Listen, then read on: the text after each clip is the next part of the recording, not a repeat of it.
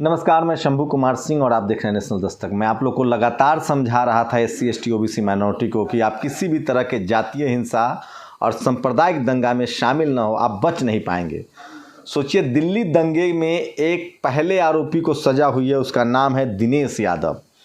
5 साल कैद की सज़ा सुनाई गई है दिनेश यादव को। सोचिए, कपिल मिश्रा, परवेश वर्मा, अनुराग ठाकुर, जिन लोगों ने दंगा भड़काया, जो दंगा के लाभार्थी हैं, वो खुलेआम घूम रहे हैं। सज़ा किसको हुई? दिनेश यादव को और बनोसंगी। मैं फिर कह रहा हूँ, दिल्ली दंगा के बाद, दिल्ली दंगे के पहले इस देश में शेड्यूल कास्ट के लोग, वाल्मीकि समाज के लोग दंगे में शामिल होते थे।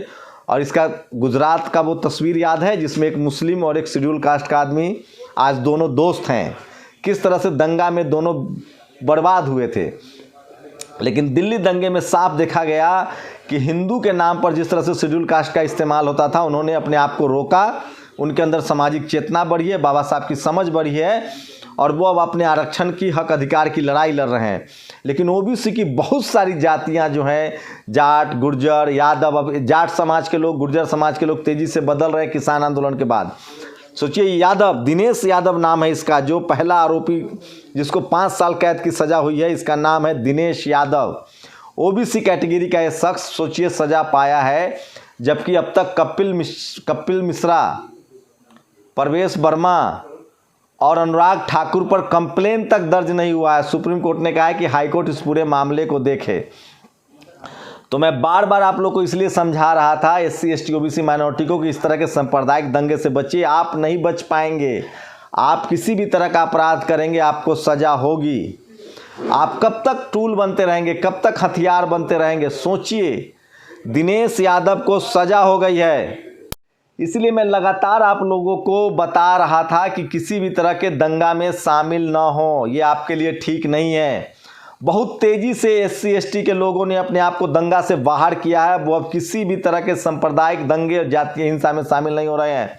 OBC के लोगों को समझना पड़ेगा, खासकर यादव, कुर्मी, कोयरी, जाट, गुर्जर, ये तमाम जो ताकतवर जातियां हैं, मराठा, पटेल, इनको समझना पड़ेगा कि किस तरह से आपका दंगा में इस्तेमाल किया जाता है और आपकी राजनीति। सोचिए, इस देश में सबसे ज़्यादा किसान जो है वो मराठा हैं, गुर्जर हैं, पटेल हैं, जाट हैं।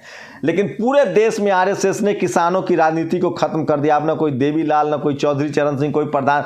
सोचिए, एक जाट मुख्यमंत्री नहीं है। पहले हरियाणा में जाट मुख्यमंत्री होते थे, अब खट्टर हैं, बनिया। UP जाटलैंड था, मुख्यमंत्री बने चौधरी चरण सिंह, प्रधानमंत्री तक बने। गुर्जरों का पूरा वर्चस्व होता था।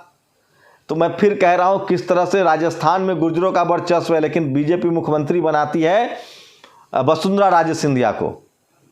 जबकि कांग्रेस ने कम से कम OBC मुख्यमंत्री बना रखा है। OBC कैटेगरी में गुर्जर आते हैं। सचिन पायलट दूसरे बड़े सबसे नेता हैं। तो ये समझना पड़ेगा किसान जातियों को। और दिल्ली दंगे में जो पहली बड़ी सज़ा हुई है, वो एक OBC के यादव को हुई है। और मैं इसलिए आप लोगों को कहता हूं कि आप लोग अगर सावधान नहीं रहेंगे तो इस तरह की चीज़ें आपको भोगनी पड़ेंगी और आप अपराध करके बच नहीं पाएंगे। दूसरी बड़ी खबर है, अनशन पर बैठे ग्रामीण तो मोर्चा लेने पहुंची भाजपा विधायक की पत्नी, बोला आपका एक वोट नहीं चाहिए। रामगोपाल लोधी की पत्नी हाथवंत की ब्लॉक प्रमुख संध्या लोधी। तो सोचिए, BJP के जो नेता है वो कह रहे हैं कि हमें जनता का वोट नहीं चाहिए। तो ये इस तरह के हैं। और एक टेलीप्रॉम्प्टर को लेकर लगातार खबरें चालू है। सरवन शर्मा ने एक पोस्ट लिखा है, मैं चाहता हूं आपको पढ़ दूं।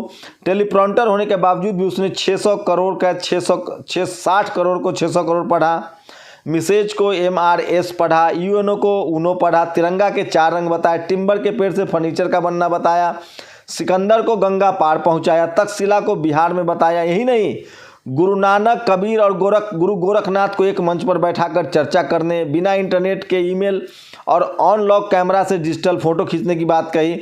जिन लोगों ने पढ़े लिखे को पप्पू और अनपढ़ को भगवान बनाया है, उन्हें फ़र्क नहीं पड़ता, लेकिन उनके बच्चों को आगे फ़र्क पड़ेगा इस बात का। मोदी जी तुमसे ना हो पाएगा। तो ये खबर सबसे बड़ी खबर बता रहा था। दिल्ली दंगे में पहली सज़ा हुई है और OBC के हिस्से आई है। अब SC ST OBC और माइनॉरिटी को सोचना है कि क्या वो किसी भी तरह के जातीय और सांप्रदायिक हिंसा में शामिल होकर बच सकता है।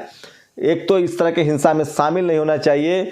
और सोचिए, दिल्ली दंगा में सब जानता है कि कपिल मिश्रा की क्या भूमिका थी। वर्मा के भड़काने वाले बयान थे, अनुराग ठाकुर के भड़काने वाले बयान थे, उसके बाद उनके ऊपर कोई कंप्लेन नहीं है और एक ओबीसी यादव जो है वो अब जेल की सज़ा काटेगा।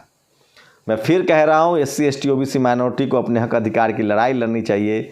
जातीय दंगा, सांप्रदायिक दंगा से दूर रहकर डेमोक्रेटिक तरीके से अपने अधिकारों की लड़ाई लड़नी चाहिए। आपकी क्या प्रतिक्रिया, अपनी प्रतिक्रिया जरूर दीजिए। शुक्रिया। नेशनल दस्तक की आपसे गुजारिश है कि अगर इसको बचाना चाहते हैं तो नेशनल दस्तक को सब्सक्राइब करने के लिए रेड कलर के सब्सक्राइब बटन को दबाएं, फिर बेल आइकन की घंटी दबाएं। नेशनल दस्तक को बचाने के लिए बहुत जरूरी है कि हर खबर को शेयर करें, लाइक करें, कमेंट जरूर करें।